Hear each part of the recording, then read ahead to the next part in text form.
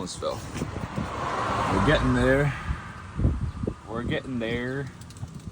The engineering of BMW is too efficient, and leaving clearance for this kind of shit is... What do you think, Chris?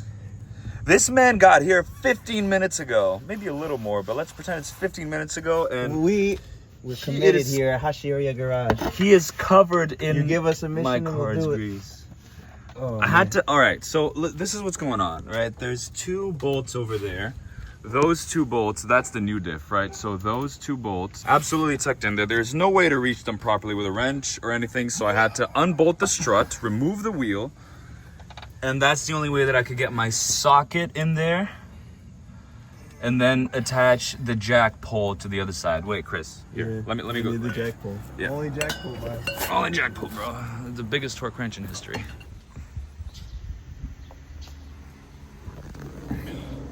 What's up, everyone? Very fun day yesterday, and today is also going to be a very fun day. We're replacing the diff in the E36. Yesterday was like, I don't know, probably like 90 degrees and the sun was blasted. Today it's a very cool 23 degrees Celsius, however much that is, you guys will know. I have no idea. As it currently stands, me and Matt, and then me and Chris, we got the diff out of the E36. It is now diffless. We got the diff out of the car yesterday. I didn't film it much because in the morning I started working on it. I was getting frustrated. Nothing was really working. I was trying to tighten the handbrake, and the retaining bolt for the rotor was stripped. My flathead was too large, so I couldn't get it in the hole and like spin the little thing. It was a whole thing. Later, Matt offered to come by and help. I snapped a couple pictures, took a couple videos, then later with Chris, but I was just, enjoying the flow. I didn't want to, have too much on my plate just because it is a big job. But today I'm going to be alone, and maybe Matt will come by later, maybe we'll go to him, but regardless, let's try and get this new diff in. It wasn't really hard, and I'll explain to you guys some of the stuff we did. So this is actually hilarious because I threw the diff here. I wanted to spray some brake clean on it. This is the one that was on the car. I just forgot it here and it rained yesterday. So if you flip it over, these 2 bolts, the diff is in the car. These 2 bolts have very little clearance. We had such a hard time removing these, but that took us like 3 hours because we tried for probably about 30-40 minutes, then went to get a tool, came back, wrestled it a little bit, then I just decided to fill up the other diff. But yeah, that was a hassle. This is out. I'm gonna leave it here for a little bit. I doubt anyone's gonna even know what this is. So this is what's going on right here. Damn, I actually left a few things under the car. The car's all dirty, as you guys can see. Absolutely diffless. Super easy to work on. There's only 4 drive shaft bolts. We had to yank the diff out of that. I hope I didn't strip any of the threads, but we'll be okay. Just get a couple new bolts. Axles are all good. We just, pulled it out. Super easy to work on. Matt says it's even easier to do than Miatas, so that's good news. First thing we're gonna do is inspect those bolts to see if I gotta go buy new ones, because I don't want to stop after I start. My hands are already dirty just from touching that diff, and I don't have that much dish soap left, so I don't want to keep having to wash my hands, because then I'm gonna have to stop everything and go buy more stuff. This is where we were laying on yesterday, and for the new day we get a new platform. Also, for all you guys with long hair, you know the struggle. Today I'm gonna try very little to have my hair on the floor because there was so much shit in my head when I took a shower yesterday. All right, let's inspect these threads. I think we should be good. This is the angle, just so you guys understand. I think we're okay. None of these seem too ruined, right? That seems good. So what I'm thinking the game plan is gonna be, I'll jack up the diff, connect it here and here. This is the bolt that goes in the bushing. And then these are the annoying bolts that we were having a hard time removing. And then we also have these. These are pretty easy. These are 18s actually, and yeah. So we'll put these on, thread maybe a couple of these in, and put this one in, and then we'll start tightening everything. Hopefully this should be a lot easier than doing all the rest. I feel like that was me. And so this is how the diff is currently sitting. Spencer, the guy who welded it for me, he did a fantastic job, and he also vapor honed this over here. It was super dirty, as you guys can see. I didn't even expect this to be silver. I thought it was gonna be black. That's how dirty this thing is. So thank you, Spencer, for doing that awesome job. Got the diff on the jack. This is so satisfying. This jack is awesome, by the way. It's low profile. I got that the other day. I'm just gonna put that in those screws. Honestly, that's pretty much it. Like, there's not much to putting it back in, I guess. Although, let me not jinx myself. So removing the diff was pretty tricky, right? Because you have to wiggle it out, kind of yank it, you know, pry it, whatever. That's why I thought I might have broken the threads on the bolts, but thankfully I didn't. Oh. Cool, so got the diff, the drive shaft bolts into the diff flange. Now I'm just putting some nuts on, because you gotta get your nut on.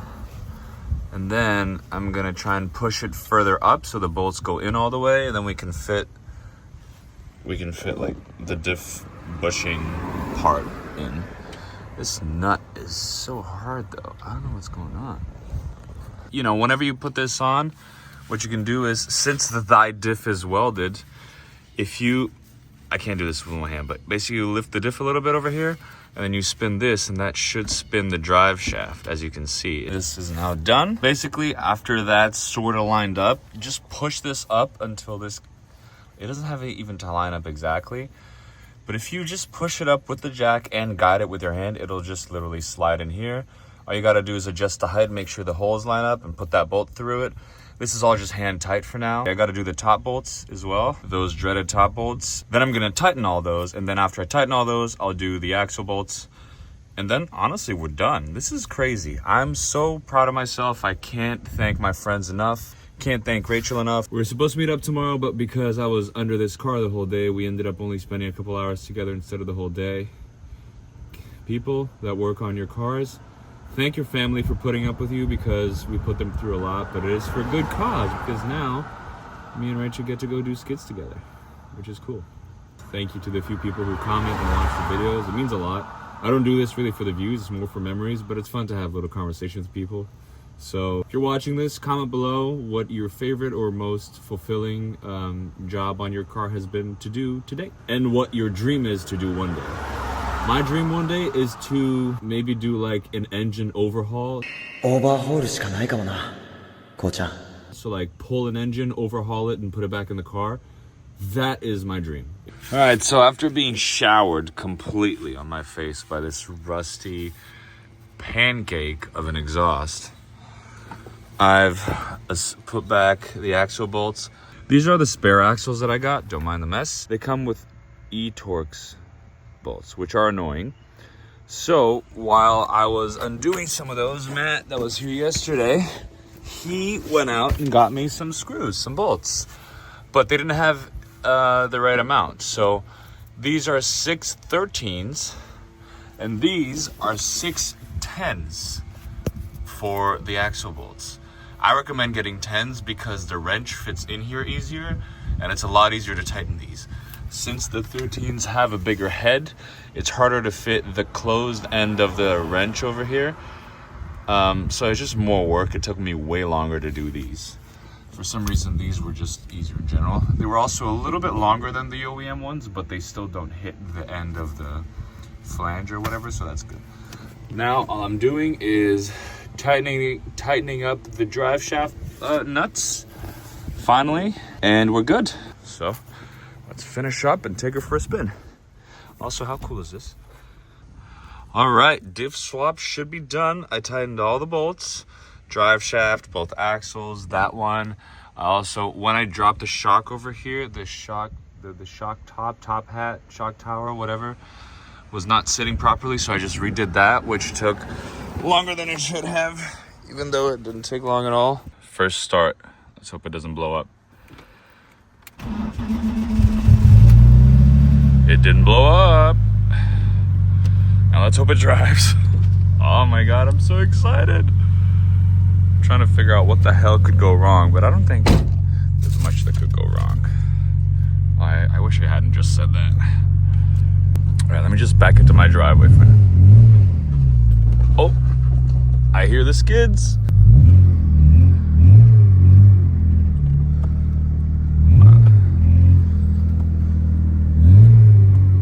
Yo, I can't believe this car is working. This is so exciting. I can't believe I did this. Did this with my car. Dude, this is so cool.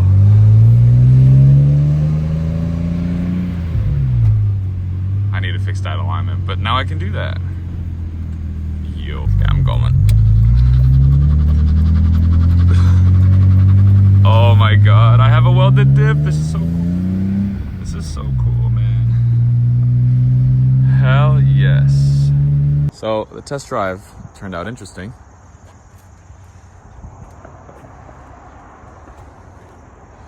We ended up coming here. Matt came to check out the Beamer, and I need to burp my coolant because temperature's been weird.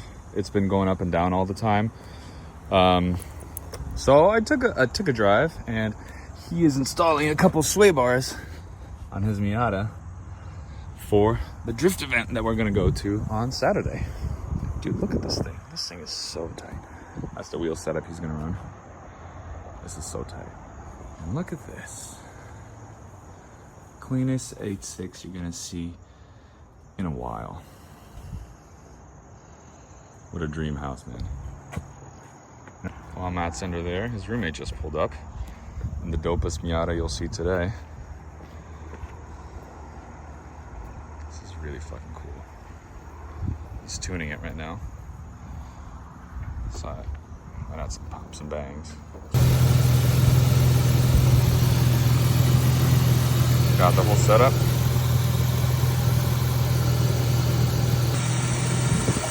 Got fucked on him. Hell yeah! Head gasket is not cooked. Hoses are not cooked. Well, it could be the head gasket if it's getting gas like this. No, but it's not. It won't be. It won't be. I have faith. We'll see if the bubbles stop, then you're good. But if it doesn't, then it's probably a head gasket. The bubbles are like, what? Got bubbles. All right, say that again for the camera. So what are we seeing over here? Yeah, so it looks like because the reservoir is lower than the top of the rad, there's probably a big air bubble at the top of the rad. Yeah. So when I squeeze the upper hose, it's forcing the coolant in there and exchanging it with air. That's why it's like sucking a bunch back down. And it had not bubbled for a solid. What was that? I think they hit the ground. This guy. What a guy. Yeah, so it had not bubbled for a solid like couple minutes. And then just as Matt went in, all the coolant went down. And I was like, wait, what just happened? So yeah. Was it dirty? Maybe. Suspiciously full though. Well, I'm cool. gonna say this is. Oh, is that like used coolant from Maybe a different used coolant, yeah. different burping Yeah, different burping set? Dude, honestly, I do not care. I don't think it's too dirty. I don't care. I'm gonna pour a little bit and see how bad it is. I do not care. I can see a little difference, but it's fine. It doesn't look that bad. No, it's good. That's why. Like the other day with the Dodge, remember? Yeah. Oh, dude. Oh my The god. oil that is in there is probably, split. So the oil's on the bottom. The oil. The on the top. Oh yeah, I see. That's right. Oil has lubricating properties. Perfect. And then push this. Squeeze it. That way, because if you don't do that when you put it in, you pull it up, it's all gonna spill out. But if you squeeze a little bit up, I mean, it might still spill out because we're at the top here. But what are you gonna do? There we go. There you go. This guy. This goes in here. Now I gotta find where the hell my cap went. Did it hit the floor or no? It's right by your feet. Is it? Yeah. Oh, there it is.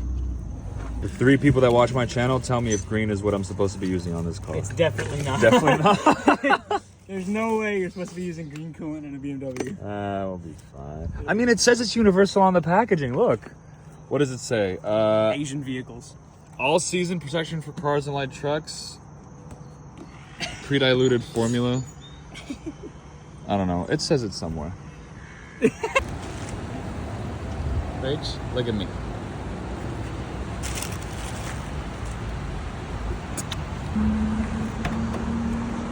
Ah, you have the keys. my blinkers, so you know I'm really A real good BMW driver. Yeah, exactly. So now stop the car. There you go. And now do that again. Oh, here, wait. There you go. So in this car, what I do is I always do first, second, and middle. Because second is really far back and like first sometimes feels ambiguous. So it's always easy to go front, back, and then you know it's in the middle, right? Okay. Okay, so I'm gonna go to first. Then I'm going to wait for the bump. as soon as you feel a catch. There you go. That was awesome.